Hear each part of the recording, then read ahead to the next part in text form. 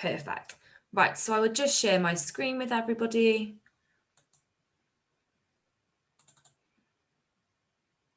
Perfect. Can everybody see my screen just by here? Give me 2 seconds. And that's in full screen there. Oh, sorry, just keeps going off when I'm doing it. Perfect. So just to kind of introduce myself really quickly here. So my name's Molly. I know Alice kind of explained, I'm her colleague there, but my role at the Chamber is split into two. So half of the work that I do is to do with digital marketing. So any stuff we do on social media, any retweets you've given us, greatly appreciated, because that's all from me. Any newsletters, events, sort of emails, that's also me. So I sort of sit with a marketing hat with that. And then the other work that I do at the Chamber, which I'm going to talk to you about today, is to do with policy. So that kind of roughly relates on how we work with government, how that interacts with business, how we get the feedback from that, and I work on doing the research for that.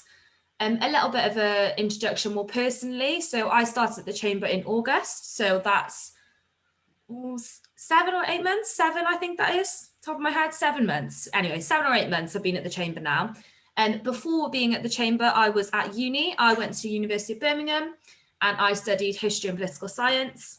While at uni, I worked in Pandora in Cardiff when I was at home since I was 16. So I've got customer service experience there.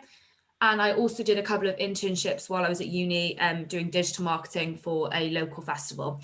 So that's where the marketing comes in for me. And then the research obviously related to my degree, and again, political interest related to my degree. With the PowerPoint today, I just kind of want to cover working with government, kind of what that means. Firstly, I'm going to talk a little bit about when we say kind of the voice of business and passing on business view, like what do we mean by that? How do I get the view of business? How do I speak to our members? And then I want to get into a little bit more kind of the nitty gritty of what do we mean by working with governments? Like who are we speaking to? And what are the systems in place that allow us to do that? So another thing I want to quickly introduce as well is introduce the policy team. So you have myself just by here. So I'll start with me again. So the policy research I do kind of includes contacting the members. So if you're reaching out to us and speaking to us about policy work, or there's a particular issue or a government consultation that we're working on, which I'll come on to in a little bit more detail. But essentially, I would be your point of contact. So I kind of write the reports, I do a lot of the research that we do. And then some of you might recognise Paul. So Paul Slevin is our Chamber President, but he also oversees the policy work that we do here at the Chamber. When I talk later in a bit more detail about the meetings that we have with Welsh Government and the contact, it's Paul that would sit at those meetings. So the odd one that I might go to as well, or deputise, but it's Paul who has that kind of contact, and he's the kind of figure for the Chamber just by there. But again, essentially though, I'm the point of contact. Of course, always speak to your area manager, but the policy stuff sort of comes through me. And then I want to just make really clear what our aims are when I say working with government. So we've got 2 aims here, and they are kind of, I think this phrase is the same coin, 2 sides of the same coin. I think that's the phrase, but I might be completely wrong. But the first kind of aim there is to act as a voice for Welsh business. So what we mean by that is we want to speak to our members, we want to make sure that we're listening to our members and kind of reflecting that in the conversations we have with government.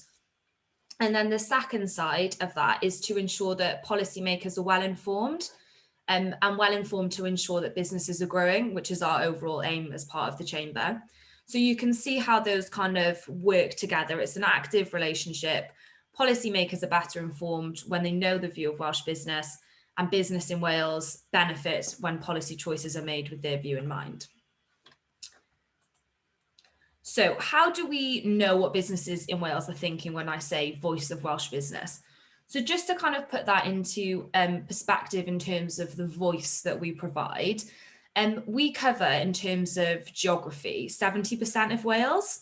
So we've got South and Mid Wales, that big section, and it's just the top and kind of North Wales that we don't cover. But what that means is 80% of businesses in Wales are represented in that region. So of course, not every single one of those businesses is a member of ours, but we cover that section that has all of those businesses kind of in mind there. So how do we know what those 80% of businesses are thinking? So the first thing is literally the contact that you have through the membership team. If you're obviously a member, I'm not sure everyone is a member on the call, but if you are a member, the contact that you have with your area managers is passed on to us through internal conversations. So if you were to have a discussion with Alice and you're unhappy with a hypothetical example now might be like grant or the economic resilience fund, literally off the top of my head as an example. If something like that's raised with Alice or Jane, that would be something that might be passed on to us then. So the issues that you are raising are passed on, and that's one of the ways that we kind of understand. The same is said for our international team. So in terms of the international trade we do, I'm going to touch on that really briefly later, but that's a huge part of the work we do at the Chamber. And international queries and stuff, again, are passed on to us, and then we kind of relay any relevant information back onto government. And we're now trying to kind of streamline that process a little bit better. So I've only obviously started in August, but we're now in the process of identifying how we can kind of be a little bit more active and how we can let that kind of process of speaking to members work better, but how we feedback on that. So when you kind of speak to us, letting you know that that hasn't fallen on deaf ears and this is where that information has gone, or that information will now be part of X, Y, and Z, or here is something new that's come out that might help you with that. And for some of the work that we do, we might identify key members through our internal team that we wish to contact. And that's a little bit more in terms of responding or reacting to government. But just to kind of reinforce, any response and conversation we have with government is never my opinion. It is always from conversations that I've had with members, partners, and businesses that we work with. And this meeting today is also another way that we're trying to introduce how we can engage with you as our members and how we can work with you to kind of introduce the policy and government process, but also just kind of have a chat really. And another way that I really wanted to quickly just touch on is the QES. So I don't know if anyone filled out the quarterly economic survey, but it's a British Chamber-wide survey. And obviously we send that out to all of our members as well. But the information we get from that is really, really useful. So the headline statistics I put into like an infographic sort of thing, pie charts and bars and stuff, whatever. And then we send that directly to government ministers. So that's sent straight to Welsh Government, and that'll show, for example, off the top of my head, one of the key things was skills was an internal issue. People were having struggle recruiting people with the right skills, and they saw that as an internal barrier. So that's a key theme that then's passed straight on. And all of that information has come from the 150, 180 businesses who filled out that survey in Wales. So another thing to quickly touch on as well is our affiliates program. So we have an affiliation with local chambers and business clubs, and that's just to kind of explain how we further aim to kind of help voices and support all businesses, all different sizes across Wales. And then what I've done as well, I've put some of our affiliates in here, but they obviously vary in size. Cardiff Business Club, people might have heard of, is quite an established, bigger size. And then we have smaller chambers that we also look to support. So as well, just to kind of say in terms of issues, I know I've mentioned that word, the issues that you might raise, but just to give some examples of how that might come up in the conversations that you're having with your area managers, or issues that you might want to raise with me more personally. And that could be around recovery. So I know I used the example of the Economic Resilience Fund, or it could be to do with the reopening of the economy, or it could be to do with Brexit. I know they're two ones that are obvious examples, but they're huge things affecting the economy globally and in Wales as well. And with Brexit, we sometimes get queries on like particular pieces of paperwork that might be causing people to struggle, or people might be experiencing troubles at a particular customs port, or if you have any real major issues, for example, say your business was to be dissolved and a few hundred people were going to lose their jobs, that sort of information is really useful to pass us on, because those major issues we can pass kind of directly on to ministers, but all of those other things are really important for us to kind of be aware of so we can build that into our conversations. So I'm now going to go on to talk a little bit about government and what that means, our relationship with government. So we have reactive relationships with government. So most commonly, this is us responding to kind of consultations and calls for kind of evidence. So this may be instances where we're also asked to speak. So we speak at maybe a Senedd committee or something. So again, we would have a brief ready, and that would probably be Paul speak there. Or more recently, we've spoken to our colleagues in Westminster. Paul had a call a month or two ago now, and it was some of our other chamber colleagues and Michael Gove, and talking about Brexit and the impact that it had in Wales. And I spoke to a number of businesses beforehand to kind of get a brief ready for that. But that's us reacting to something that's happening with sort of government. The topics that may come up with that will vary. So again, boringly, I've used the Brexit example, but Brexit transition period, the internal market bill, issues maybe on transport, on like specific things to do with housing or the landlord moratorium. There's just literally some examples of consultations we've replied to in the last couple of months. In some instances, we might also organise roundtables. So if we feel that there's enough scope and we need enough kind of information, we, for the internal market bill, organised a roundtable, and we've got businesses to kind of speak to us and kind of present their view. And then that formed the body for our consultation. And the way that we do that is through our member network. So again, that will be me. I usually ring because it's a lot easier, or I'll get in touch via email and I will kind of form that response, and then we send that off to government. And the next way that we interact is slightly more proactive. So not necessarily responding to specific bills or draft legislation as such, but how we kind of have these conversations ongoing.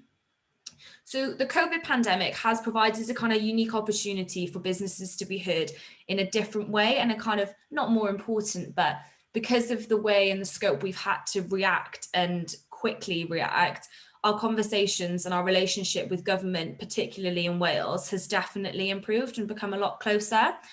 So throughout the pandemic, we've had a significant amount of time supporting ministers in Wales to make sure your voices and kind of the feedback from our members is being heard.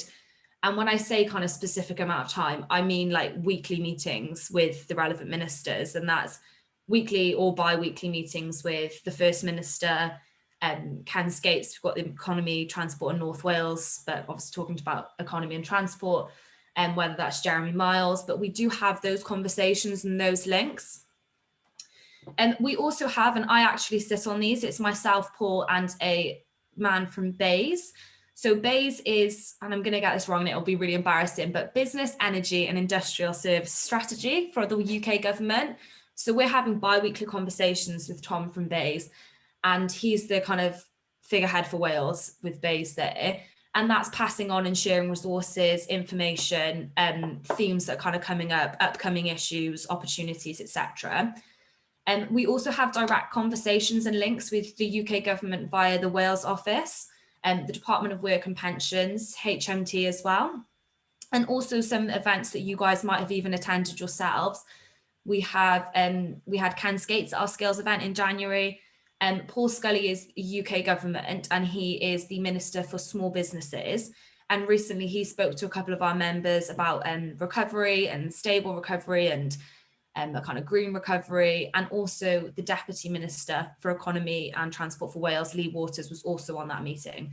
So we have got these kind of active links and these conversations that are ongoing. So the information that you might be having, you might be passing on to Alice or Jane or Rhiannon or Sharon, when they kind of feed that back to us, when Paul comes to have a bi-weekly meeting with Welsh Government, I know that these issues are coming through because Alice and everyone has fed that information back.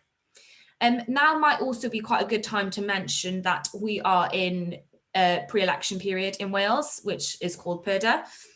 What this does mean is that until after the election, our contact is more limited.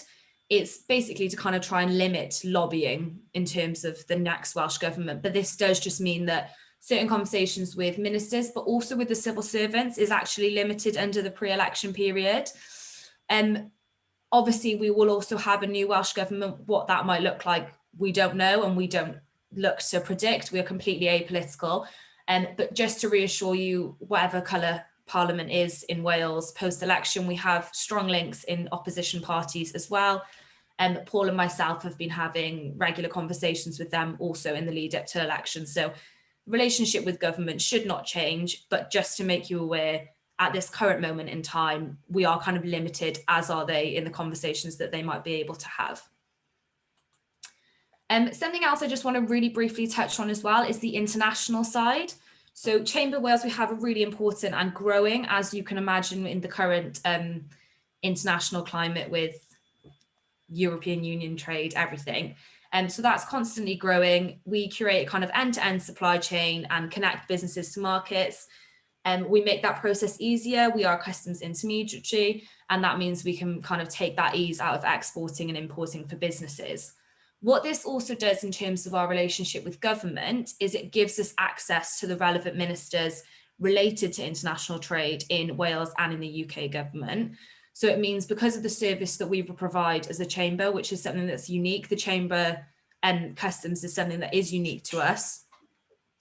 And it means that we're in kind of those conversations again with international ministers there. And also as part of the British Chamber Network, we do have those kind of more far-reaching global links.